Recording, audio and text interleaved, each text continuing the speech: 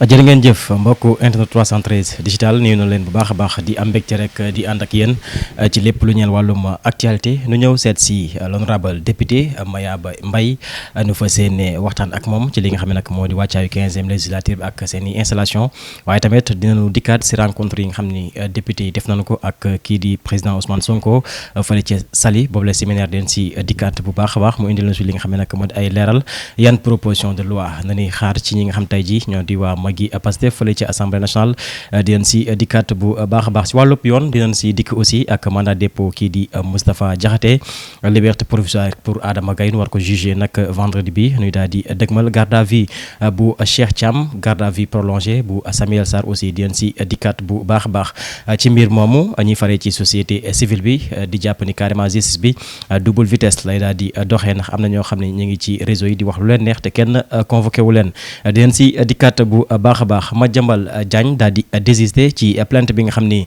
déposé woon nag contre ki nga xam ne nag moo di Dame Mbodj waaye tamit affaire Thiaroye 44 Macron nu koy xaar fii ci biir Ndakaaru François Hollande di confirmer ni carrément le 1er décembre 1944 li amoon ab massacre la dinañu waxtaane bu baax a baax lépp lu ñeel wàllum actualité waaye tamit dinañ si ànd ak honorable député daal di koy faram fàcce honorable nuyu na la di la jaajëfal bu baax a baax amati mbégte rek ñëw seet si la waxtaan ak yow lépp lu ñeel wàllum actualité.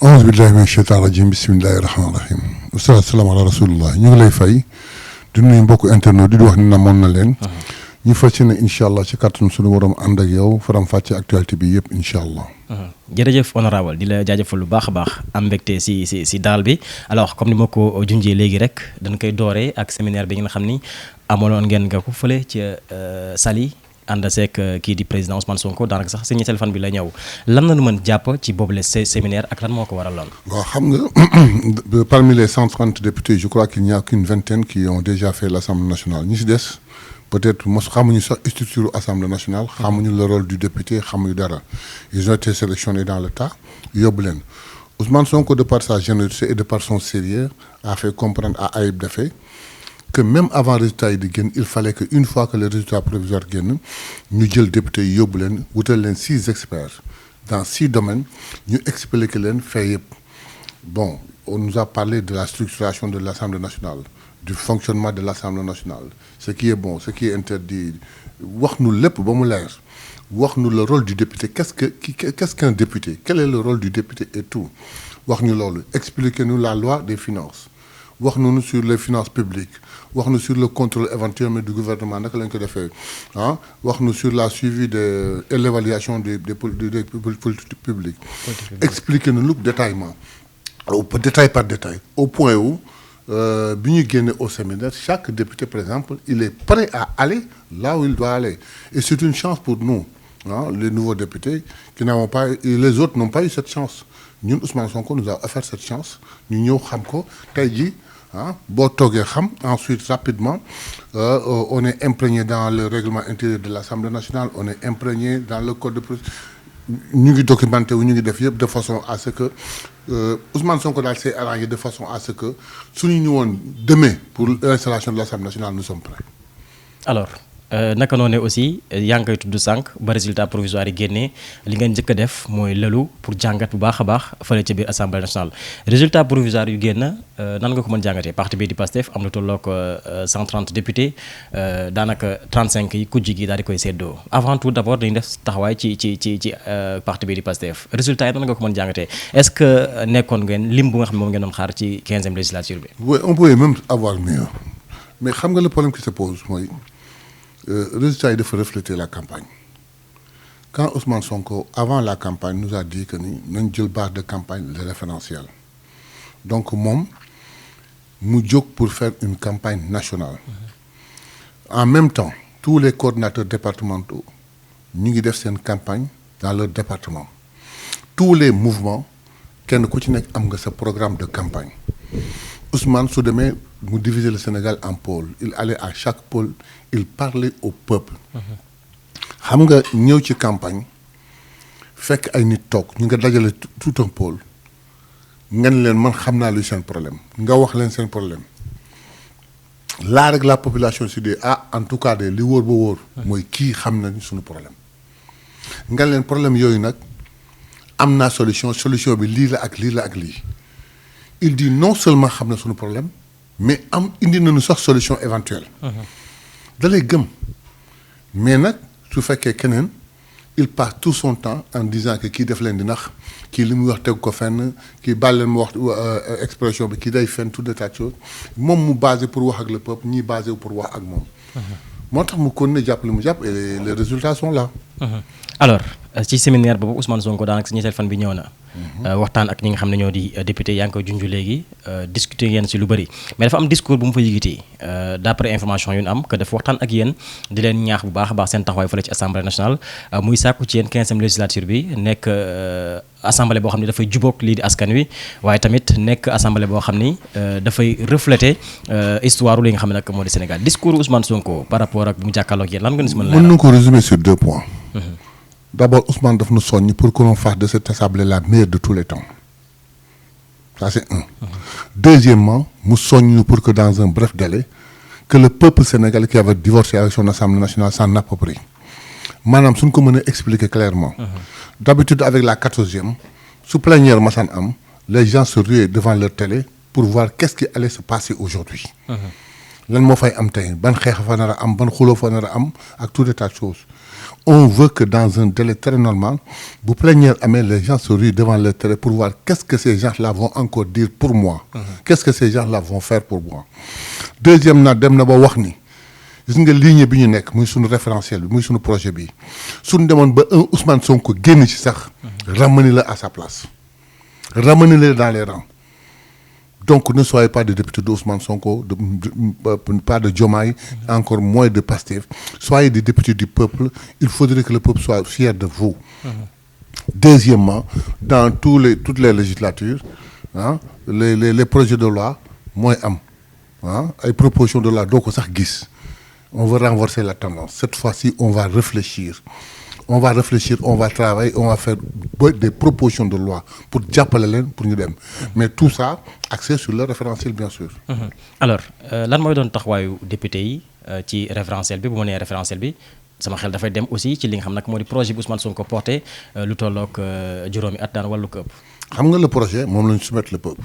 Le peuple a accepté. Il nous a élus à 54,4%.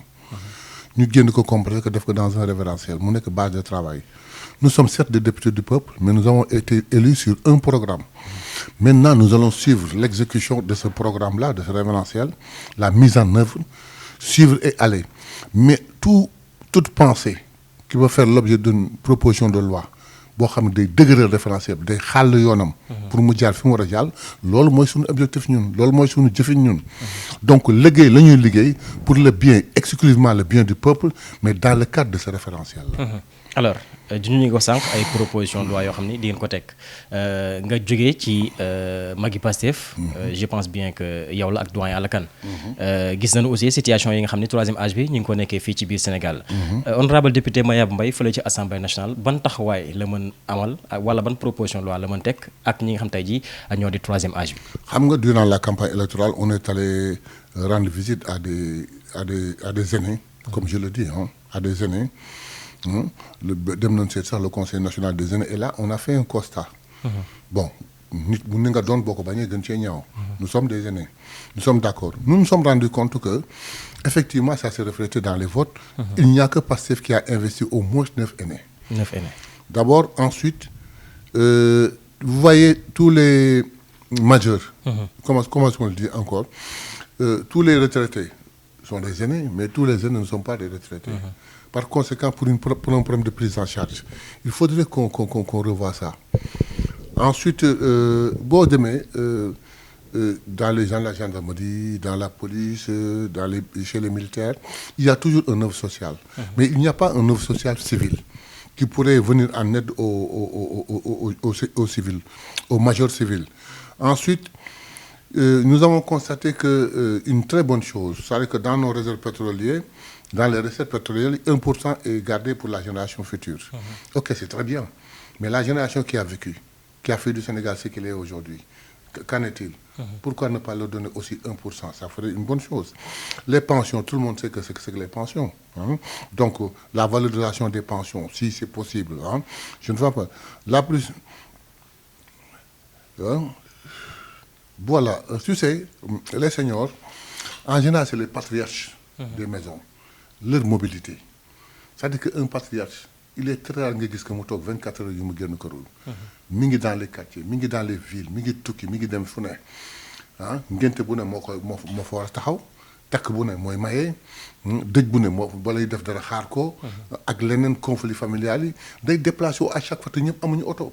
donc dans le cadre du transport et consort on devrait pouvoir aider les seniors leur faire une certaine subvention. ci TER bi ci BRT bi et dans les bus et éventuellement dans les futurs trains pour leur mobilité pour faciliter cette mobilité à défaut de gratuité bien sûr. Bon l'IPRES. On a constaté dans nos débats que l'IPRES, le PCA de l'IPRES dit que dans sa lettre de qui, soigner les qui n'est pas qui, n'y est pas inclus. Ça devient très grave. Donc il faudrait que l'on corrige. Ensuite, on a vu qu'il y a la maison des députés, il y a la maison des retraités, mais il faudrait qu'il y ait une maison des seniors dans les villes. Pour qu'au moins un senior qui quitte là et qui ne peut pas aller à l'hôtel, qu'il puisse avoir un endroit pour se retrouver, ensuite qu'il puisse avoir un endroit pour me nicher en attendant de régler le problème et de retourner sur Dakar. C'est une situation extraordinaire. Mais surtout, dans les manifestations officielles, les anciens combattants sont invités, les qui sont invités, mais tu ne diras jamais une invitation des seniors. Il faudrait que les seniors nous boivent l'entrée parce que nous avons bataille. On pense à la génération future, mais pensons à la génération vivante aujourd'hui. Ensuite, ils sont à la fin de leur vie. Il va falloir que nous toquions, d'autant plus que nous avons un potentiel, c'est un bon pouvoir. On en a besoin pour construire le pays. Donc, il faudrait que nous les honneur de les Alors, c'est les seules choses, les quelques choses que j'ai ramassées. Magi Pastef xalaatal na ko boppam boo demee chez les handicapés ils peuvent te dire autant. Demal chez les doomu daara ils peuvent te dire autant. Chez les artisans et consorts waxuma la ak Moncap. Donc en dehors du fait que Ousmane Sonko a fait sa tournée nationale avec brio, les coordinateurs départementaux ont fait leur avec brio, les mouvements avec brio, mais regarde, rien qu'en prenant l'exemple de Magi Pastef, si au niveau national, nous ici à Dakar, on a fait presque le tour du Sénégal, mais tous les coordinateurs départementaux de Magi Pastef étaient imprégnés dans le travail. Ils ont fait un excellent travail et ça s'est reflété dans les résultats. Je profite de l'occasion pour les féliciter tous. Voilà. Alors, proposition de loi, vous avez dit plénière. Non, c'est des constats qu'on a fait. On va essayer dans une mesure après de discuter. Parce que si moi, Alakan et moi sommes des députés de Magi Pastef, ce n'est pas pour autant que nous allons penser pour nous. Nous allons transposer la pensée des Magi Pastef. Donc, en se basant sur les référentiels et en prenant tous les renseignements qu'on a accueillis durant cette campagne électorale et durant la vie de Magi Pastef, nous allons avoir un comité de réflexion. Nous allons créer des comités de réflexion dans les bases pour que de là-bas émanent les propositions de loi. Alors, législature bi 15e législature bi bari na lu ñuy xaar ci ñoom ñi ngi wax installation haute cour de justice ñi ngi wax l'abrogation de la loi d'amnistie ñi ngi wax aussi souveraineté économique yooyu yëpp nekk ay projet de loi yoo xam ne ñu ngi koy xaar ci député yi waaye tamit président Diomaye ci ay xibaar ñu ngi xamal ni lu tolloo 83 projets de loi bind nañ ko tekk di xaar nu installé li nga xam ne nag moo di 15e législature bi est-ce que liggéey bi du xaw a chargé bu baax a baax ak projet de loi yooyu aussi lan ngeen ciy xaar. Mais on sait ce qui nous attend. En situation exceptionnelle, mesure exceptionnelle, nous savons ce qui nous attend. Depuis vendredi au 5 mai, nous savons ce qui nous attend. Nous savons exactement ce qui nous attend. Après l'installation, nous savons que nous allons... D'ailleurs, j'emprunte l'expression du Premier ministre, je crois, qui dit que ce ne sera pas un marathon budgétaire, mais ce sera un sprint budgétaire. Nous en sommes conscients. Ensuite, tu as parlé de 2 points. C'est la base de cette législature. C'est la base de cette législature. La mise en place de la haute cour de justice et l'avocation de la loi d'amnistie, mais c'est les 2 bases de ça. En dehors de ça, nous avons su, si le président Diomaye, son excellence, a été élu et n'a pas pu progresser rapidement, c'est parce qu'il a été bloqué par une assemblée au point où certains projets de loi, il ne pouvait pas les mettre là-bas. Maintenant, nous qui sommes là, devront pouvoir après vérification et après être d'accord avec ce projet de loi, les voter rapidement pour lui permettre de tracer l'autoroute par laquelle il doit passer pour régler le problème du pays et rapidement. Alors Pastef am li nga xam ne nag moo di majorité absolue foofu waaye tamit dina jàmmaarloog ñi faree ci ko jigi xëy na dinañ former li nga xam ne nag moo di beneen groupe parlementaire à l'exception li nga xam ne nag moo di coalition takku wàllu mën naa jël exemple ci waa PUR ñoom am nañ benn député Sàmm Sa Kàddu am 3 députés Jàmm ak Njariñ bu Amadou Ba am 7 députés ñoom aussi seen bloc maanaam bloc bu ñu war def pour am li nga xam ne nag moo di groupe parlementaire lan ngeen di xaar si ñoom. Non, il faut voir l'esprit qui va servir là-bas au niveau de l'Assemblée nationale. D'habitude, quand on a une majorité exclue, la première chose à faire, c'est d'essayer de massacrer l'opposition. Ce n'est pas le cas chez nous. Nous avons la même mission. Nous ne sommes pas là-bas pour les massacrer. Ils seront respectés, ils seront écoutés. Le problème qui se pose, c'est que nous avons la même mission. Eux et nous avons la même mission. Donc c'est nous, nous l'abattons les projets de loi et tout. Bon, d'où il n'y a entre opposition et pouvoir. De députés de l'opposition, députés de pouvoir, nous sommes quelqu'un qui. Mais crois-moi, xam nga koo jox cëram rek mu dencal la jikkoom. daan nañ jox seen cër ba mu mat incha allah. kon ñoo ngi xaar benn collaboration. Non, c'est-à-dire que xam nga nit ki bu ñëwee assemblée nationale. nekk un député comme toi. nekk un député comme toi ah nga jox ko cëram lu mu moom nga jox ko ah lu mu yóotu nga yombalal ko su fekkee am na ci droit. mais dafay yomb ah mais su fekkee nag ñun contrairement à ce qui s'est passé nga xam ne boo jógee di jël parole sax ñu yuuxoo la créer le problème def la lii. ce ne sera pas le cas à l'Assemblée. dëgg ma wax la ça c'est ma pensée propre moi. C'est ma pensée propre moi. Moi je me dis que notre objectif devrait être une chose. Que d'ici 6 mois, voire 1 an, que le peuple qui avait divorcé avec son assemblée s'en approprie encore et dise enfin, j'ai retrouvé mon assemblée nationale, j'ai retrouvé mes représentants et je suis fier de cette législature. Ça c'est notre objectif principal. Mais il ne s'agira pas simplement en plénière de dire des choses comme ça plaindra au peuple. Il s'agira d'œuvrer pour que le peuple sente, d'œuvrer pour que le pouvoir puisse, dans un délai très rapide, subvenir aux besoins du peuple.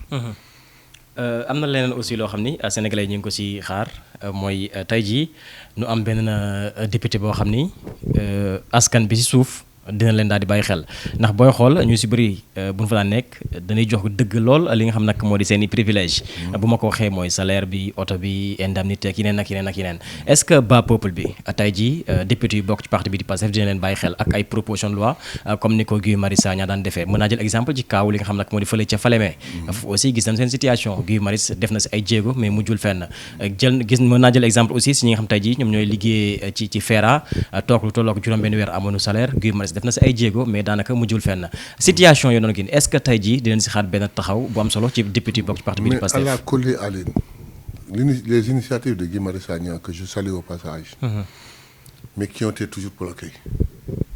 Mais nous sommes là pour le peuple. Nous ne sommes pas là pour satisfaire un président de la République, encore moins un parti, ou bien un courant. Nous sommes là pour le peuple. yooyu Guy Marius Sagna dugaloon te dugal ko ci tiroir yi. mais dañ koy génn fëgg ko topp ko. Des missions d'information pour savoir ce qui se passe. Les députés, bon, il est bien vrai que bon que député on te met dans des conditions pour que tu puisses être à l'aise et travailler très bien. Mais du daraja boobu moo la tax a jóg. demuñu fa pour daraja demuñu fa pour je ne sais pas maqaama. dañ fa dem pour liggéeyal askan bi. yàlla dogal askan boobu may ñu am ay privilèges yoo xam ne daf ñuy yombal suñu liggéey dindi yenn soucis su suñu bopp. donc nekk lu dul lu ñuy yombalal. Mais Inch'Allah, tu verras à partir de cette législature, tu verras des Guy Marius Sagna, je te dis, des Guy Marius Sagna. C'est comme ça qu'on travaille, Inch'Allah. Exactement. Alors, à chaque fois, Fanny, lu ñuy dégg mooy président Assemblée nationale kan lay doon. Pour la première fois bu ma juumalee ci wàllum histoire fële ci Assemblée nationale nu dem di waaj installé te xamuñu kan mooy doon le président de l'Assemblée nationale ñu si bëri ñu ngi doon wax xëy na Ousmane Sonko dina quitter primature ñëw nekk le président de l'Assemblée nationale ñeneen ñi déedéet Ousmane Sonko dafay des fële ca primature naka noonu aussi am na ñeneen ñoo xam ne ñu ngi leen ciy tudd ni xëy na nu nekk le président assemblée nationale mën naa jël exemple ci Ayib Daffé ñeneen ñu doon wax doyen Alla Kane tey jii yan nga mën leeral ci le président assemblée nationale. non du mën a leer c'est que xam nga li ma daloon. xam nga j'ai eu des émissions avec la presse beaucoup de fois où je frappais sur la table en disant que nous n'avons pas de plan B. Nous n'avons qu'un plan de A à Z. Mais circonstance a fait que le président Ousmane Sonko avait pensé à toutes les solutions éventuelles. Donc si nous avions persisté sur ce fait-là, on n'en serait pas là. Donc si sa candidature ne passe pas, donc on allait perdre tout. Lui, il a anticipé. Donc pas que kenn du ko jiitu ci mbaram. Et puis on a confiance totale en lui. Et puis lui, il est dégagé. Il est plus serein, il est plus calme pour penser. Donc conjuguons le verbe attendre rek pour voir. waaw mais yow sa gis-gis lan la mu nekk primature wala mu ñëw non man su fekkee sama gis-gis personnel la. c'est que moom mooy conduire le train du changement. Le train du projet. Le train du référentiel. Donc pour man warul bàyyi les rênes à quelqu'un d'autre. Il doit continuer à la primature. C'est mon point de vue propre, non? am na ñenn ñu mais nekk il ci ferait politique aussi un excellent président de l'Assemblée nationale. Mais man sama opinion sama souhait moo doon mu continuer à la primature. keroog dama gis Alioune Tine def benn sortie ni Ousmane Sonko dafa war dem nekk le président de l'Assemblée nationale comme ça nu mën a am benn équilibre si ñaari pouvoir yi maanaam l'exécutif et le pouvoir législatif moom gis-gisam noo ko jàngatee. non et non damay wax li ko xale bi tontu rek. ils essaient d'écarter Ousmane Sonko pour accéder à Diomaye. Non et non il y a une certaine complicité au sein de l'exécutif qui marche très bien. Il n'est même pas question ñu leen di séparer ñoom ñaar. Ça c'est la pensée de Alioune Tine. Les gens lu ko booy wax lu ko nit booy tonto da ngeen bëgg yóbbu ensuite su Ousmane Sonko demee à l'Assemblée nationale au perchoir dootul am une certaine complicité à kii parce que ñaari pouvoir yi il faut ñu teqali ko. il faut kenn ku ne dox sa dox kenn ku ne di nga assurer sa kii ni nga ko mënee. mais day indi une certaine distance. Donc c'est sur ça que je me base pour demander s'il est possible à ce qu'il reste à la primature que keneen koo xam ne mën na gérer kii bi mu gérer ko. Je pense à doyen Alla Kane il a la compétence am na expérience bi mag la dal na am na xam-xam am na yëpp je pense à lui pour l'Assemblée nationale. doyen Alla Kane mu nekk le président de l'Assemblée nationale. doyen Alla Kane waaw mais problème bi rek mooy est-ce qu'il l'acceptera. Ah pourquoi pas. Non dans ses convictions jusqu'à ce que je lise. gisaguma ci moom kii boobu. lecture boobu. waaw.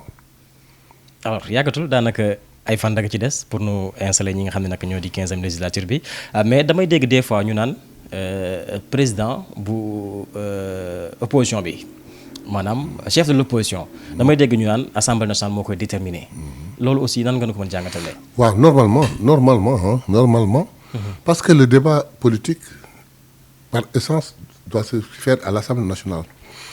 Donc c'est suivant les résultats la ñu war a mën a déterminer le chef de l'opposition. Mais dans ce cas bien précis avec ces intercoalitions là. ce qui dit que kenn ku ne am nga résultat boo xam ne gàddu nga loo moomut. Si aujourd'hui on se base sur ça pour donner à quelqu'un le statut de chef de l'opposition mais yóbbaale na ay voix u jàmbur. Dans des intercoalitions quand les gens ont laissé Dakar à Barth si Barth avait gagné Dakar ce n'est pas Barth moom Dakar mais c'est l'intercoalition moom Dakar donc yu mel noonu moo tax mais normalement ça devrait sortir de l'Assemblée nationale. mais bu fekkee dafay génne Assemblée nationale est-ce que du doon benn duñ si génnee carrément ki nga xam nag moo di Amadou Ba moom mi ñu jàpp moom mooy le président de l'Assemblée moom mooy le chef de l'opposition. mais Amadou Ba non il est deuxième à la présidence. waaw mais si élection législative présidentielle yi. élection législative il n'est pas deuxième. troisième la jël. Voilà ensuite. bi muy nekk deuxième au législatif au présidentiel mais il partait sous la bannière de qui de l'APR de Benno Bokk Yaakaar donc voix yooyu yëpp moomu ko mais tey il a les voix yi nga xam ne ils sont propres donc daf ko rétrogradé indi ko troisième donc léegi APR même kii le kii là takku wàllu le takku wàllu avec l'intercoalition ils sont parvenus à être troisième deuxième même boo leen ko joxee à ñoom ils le méritent pas. Donc en fin de compte sax ce statut là c'est difficile à déterminer. Alors donc bu fekkee ci deuxième position dañuy xool mën na jàpp ni Macky Sall mooy doon le chef de l'opposition. Macky Sall ne sera rien du tout il viendra pas xanaa il aura un représentant.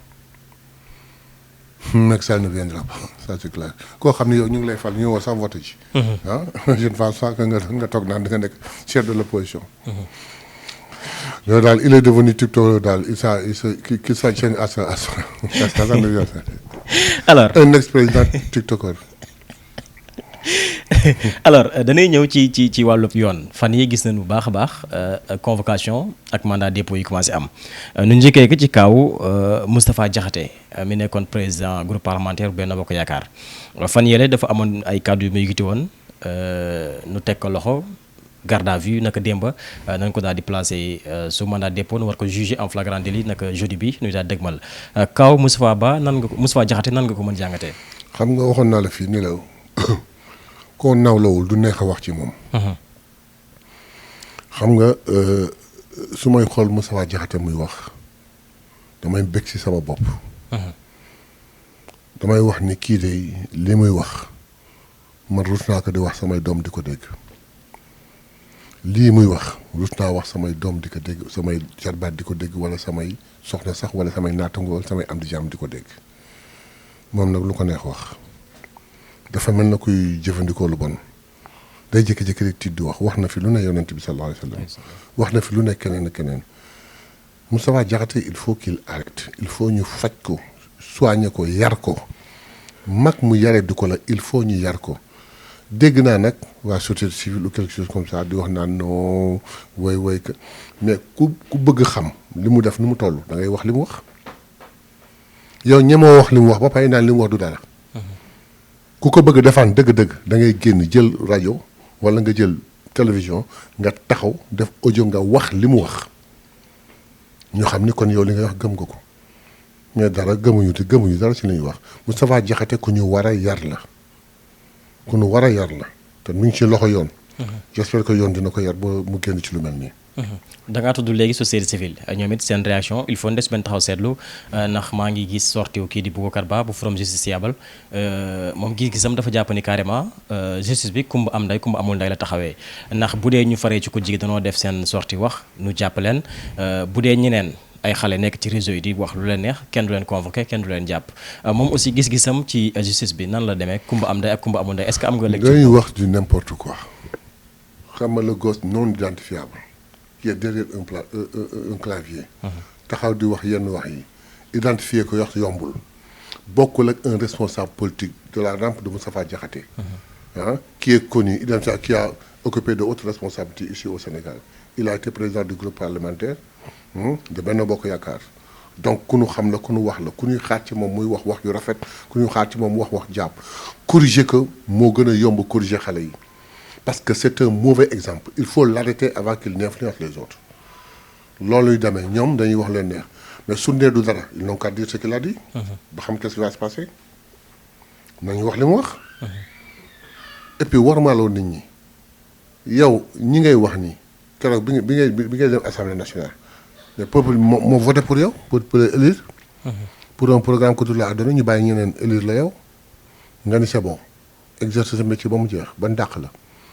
nga jóge fa toog kii indi programme wax ak askan bi élire que nga ne askan bi ko élire que saaga leen saaga bu bon te nag ci askan bi ay magam a ngi ci ay rakkam a ngi ci ay am di jaam ak ay nawlem ak ay sëriñam a ngi ci ñëpp a ngi ci. mu boole ñëpp wax ci baat bu tegginawul il faut ñu yar ka dafa yarawul moom ak Cheikh Thiam ñoo yem. Cheikh Thiam n'est même pas quelqu'un à qui on devrait donner un micro muy wax Cheikh Thiam des États-Unis la daan toog. di wax yu bon ci kilifa diine yi rawatina waa Touba. tey sa Cheikh Thiam laa bi nga xam ne yaree di ko la def boccati ko la def on l'a convoqué j'espère bien que moom tamit dinañ ko yar. waaw moom actuellement mi ngi en garde à vue Adama Gaye nu war ko àtte naka vendredi bi ñu daal dëgmal. là la situation diffère. Adama Gaye la ma waxoon ci commissaire Keita laay wax ci moom c'est du Moustapha Diakhaté. du Cheikh Thiam Adama Gaye je crois que dafa soj dafa laaj ñu wutal ko garabu soj yóbbu ko hôpital Fann wala dalal xel moom place am du kaso ba moo tax j'ai aimé que ñu bàyyi ko mu dem comme ça jeudi boobu bu ñëwee ñu juge ko xam la s'il le faut mettre ko en sursis ou quelque chose comme ça afin que mu noppi mais Adama Gaye tu sais je crois que xel mi yembul dafa décidé. alors convocation ak arrestation yi commencé am secrétariat exécutif national bu APR génne communiqué di ñu xamal ni carrément nguur gi fi nekk en place dañoo bëgg a installer benn dictature fii ci biir réew mi bëgg a bafouer la liberté d'expression ak liberté d'opinion nan nga jàngatee aussi ñoom seen gis-gis ci convocation yi jàpp ni carrément ñooñu ñëpp dañoo nekk ay détenus politiques. c'est que damay rey c'est que je me dis.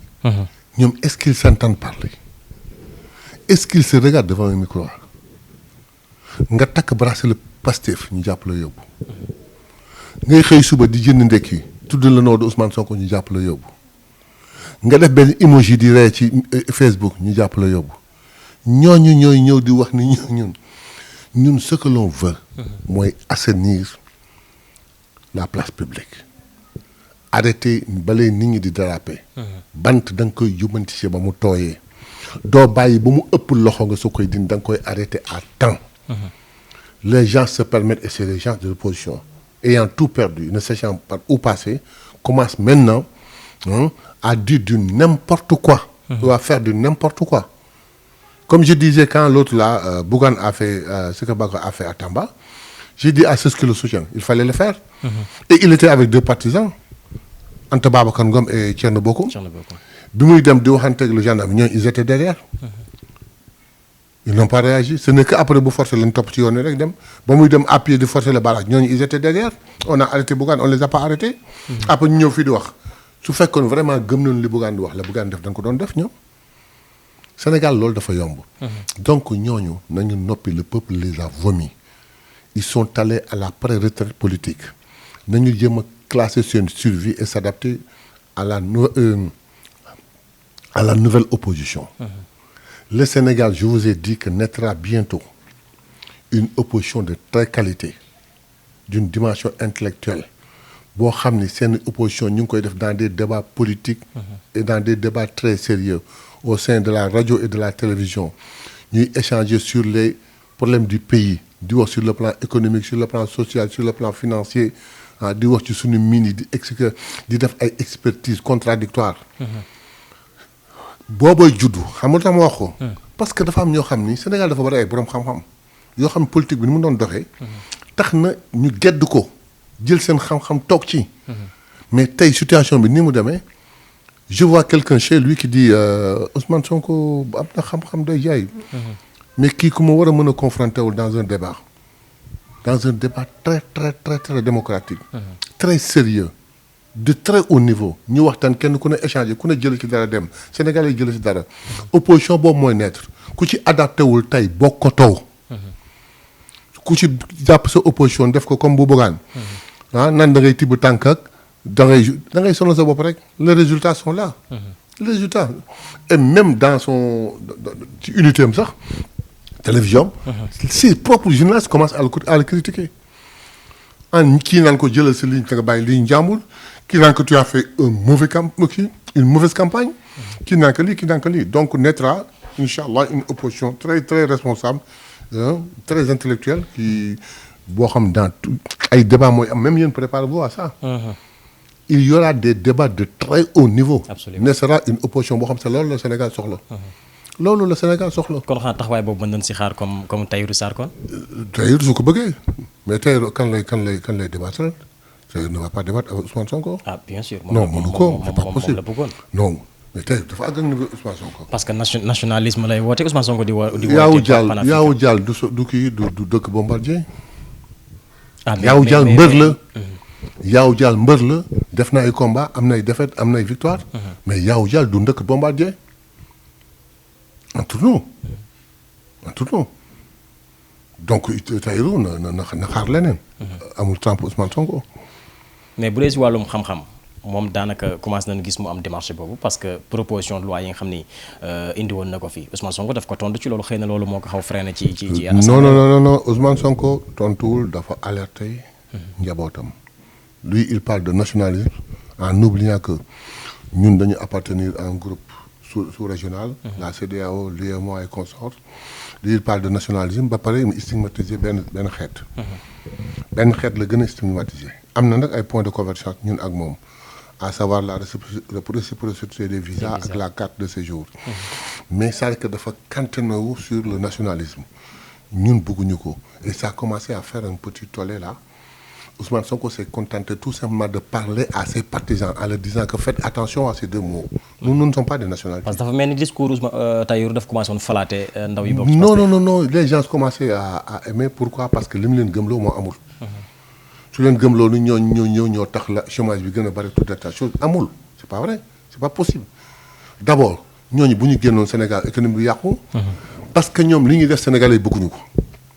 ñoom li ñuy def di ko réussir les Sénégalais bëgguñu ko donc loolu la bëggoon dindi. ñu bëgg wax ni ñun nous sommes des panafricanistes léegi il faudrait que mu waxtaan ak askanam en lui parlant pas. En répondant pas à ce qui mais en faisant allusion à ses propos. Il y a nuance. Il faisait allusion aux propos de Tahirou Sarr pour parler à ses partisans. Leur faire comprendre que nous sommes des patriotes. Nous sommes des patriotes ñun la avant kenn mais suñu paree nag. Il va falloir ñu ubbeeku contre ñeneen ñi. Qu'est-ce qu'on fera de la libre circulation des biens et des services de la CEDEAO. Donc loolu la quoi mais Tahirou amul niveau bu mag boobu. te ce projet de loi ne passerait jamais à l'Assemblée nationale. Ah bon? Ah non pour un projet de loi boobu stigmatiser benn xeet. Non jamais on l'acceptera. Alors danay ñëw ci réaction bi Madiambal def ci page X am. Le 28 lu waroon amal procès diggante moom ak ki di Dame Mbodj. Ginnaaw bu mu ko porté plainte jàpp Madiambal Dame Mbodj daf ko daal di diffamé fan yële ci ginnaaw Dame Mbodj dafa defoon sortie di ñu xamal ni ci wàllum suuf Madiambal daf si daal di taxe te Macky Sall moo nekkoon protégé am bi mu waxee loolu Madiambal daal di koy dem porté ko plainte ba nu jàpp procès bi nag le 28 tey mu réagir ci page X am di ñu xamal ni dina sàkku si avocat am mu daal dem retirer boobule plainte lan moo tax nga yaakaar ni Madiambal dafa daal di. Vous êtes journaliste. Oui, bien sûr. C'est une technique de communication. Dame Mbodj a dit une chose très vraie en lui. Pour contrer ça, il fallait envoyer une citation directe ou porter plainte. Ça ferait penser au peuple que Dame Mbodj wax na de waaye kii porte na ko plainte. Attendons de voir. Le commentaire s'arrête. Il l'a réussi. Mais maintenant, dans une semaine, ils allaient partir aux choses sérieuses. xam nañ Dame Mbodj di waxantu. xam nañ Dame Mbodj allait partir avec des documents yu leer nañ. Au sortir de ce procès qu'est-ce qui allait se passer.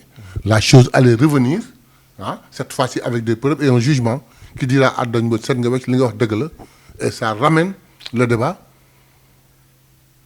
techniquement. Il dit non écoutez je désiste ñu bàyyi su ko defee nit ñi fàtte nañ ko. On a compris. On a très bien compris. Nous ne sommes pas des journalistes, mais nous avons compris la technique. Mais kon si je comprends bien da nga jàpp ni Madiambal dafa taqe ci wàllum suuf. bañ ñu juger ko loolu moo tax. Tout le monde le sait. Tout le monde le sait. Mais désistement mu def ko ñetti fan avant procès bi. mais parce que xamul tax déggoo li ma la wax. bi Dame Mbodj waxee xam na ni Dame Mbodj du waxantu. te ce que Dame Mbodj a dit peuple bi ñu ngi commencé di ko commenter. Pour arrêter ces commentaires doo xam fu mu jëm. Il fallait que nga arrêter ko d'une manière il a utilisé une technique dem porter ji plainte. su ko defee nit ñi wax ni Dame Mbodj wax na de wax yu rëy waaye kii porter na ko plainte donc léegi attendons de voir la suite. Ça a apaisé les rumeurs. ñu dem ba tey ji à 3 jours du procès il dit qu'il retire sa plainte parce que xam nañ Dame Mbodj va venir avec des preuves et que au sortir de ce procès là. benn verdict dina génn ni Dame Mbodj li nga wax yëpp dëgg la. Ça ramène la chose bu mu këla nëppoon léegi nag autant retirer sa plainte ñu bañ a dem procès su ko defee affaire bi kon ni pat. en attendant baadu procès bi kon lu ñu gisoon si kaw Mimi Touré ak Mansour Faye mooy. looloo naroon am bu ko raw sax moo naroon am boobu sax gënoon sax Dame Mbodj indaaleel ko ay yoo xam da koy jaaxal. ma jàmbal alors dañuy ñëw sunu point bu mujj.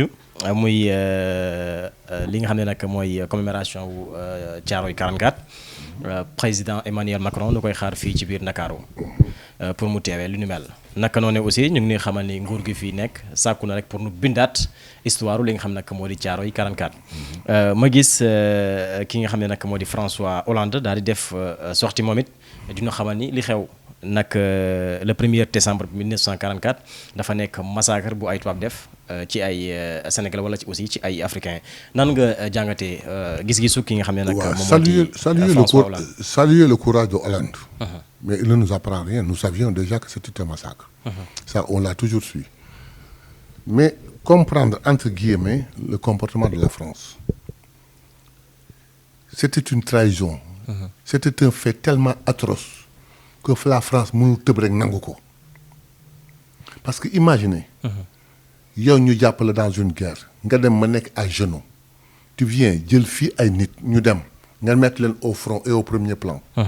ñu sauver sa dëkk ñibbi si di réclamer leur dû am loolu def nga fusiller leen imaginez ça.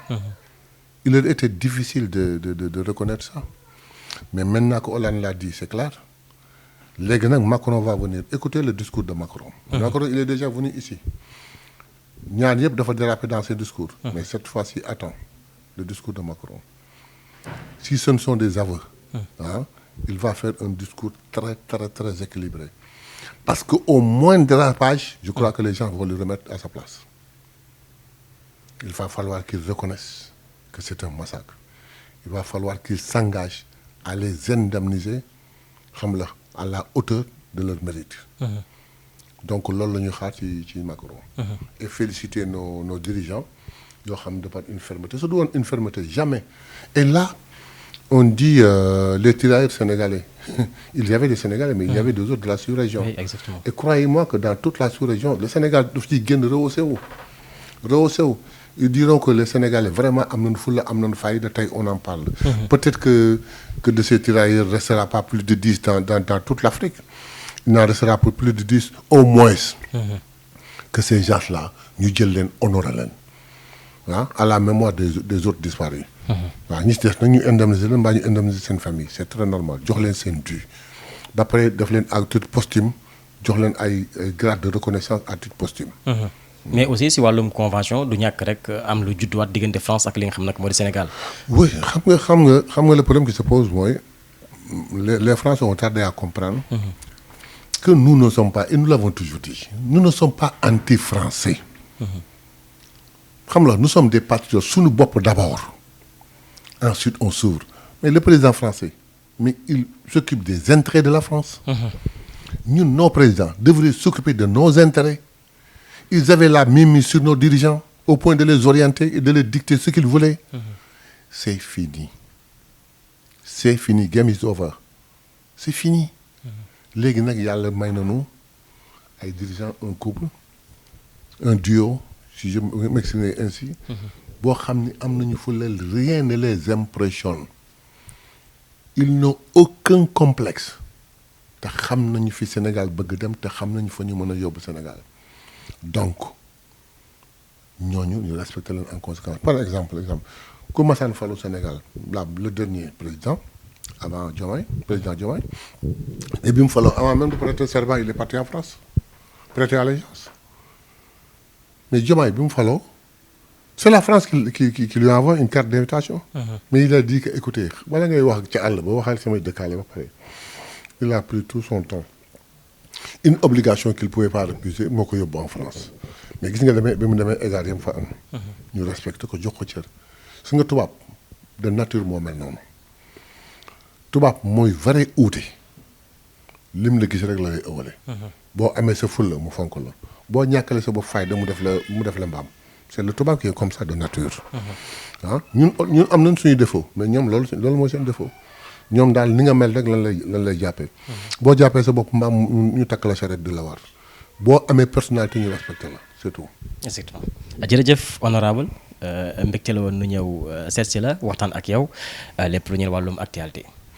waaw léegi kontaan rek tey wax askan bi.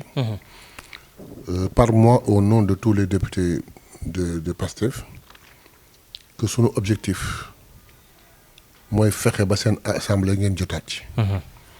fexe ba seen assemblée nekkal leen. fexe ba incha allah li nga xam ni moom ngeen di yóotu. bëgg ko seen biir te exécutif war ko def. ñu may ko ay projet de loi wala ay proposition de loi yu ko defal autoroute pour mu jaar ci régler seen problème le plus rapidement possible. amuñu beneen objectif. sunu objectif yëpp mooy seen soxla.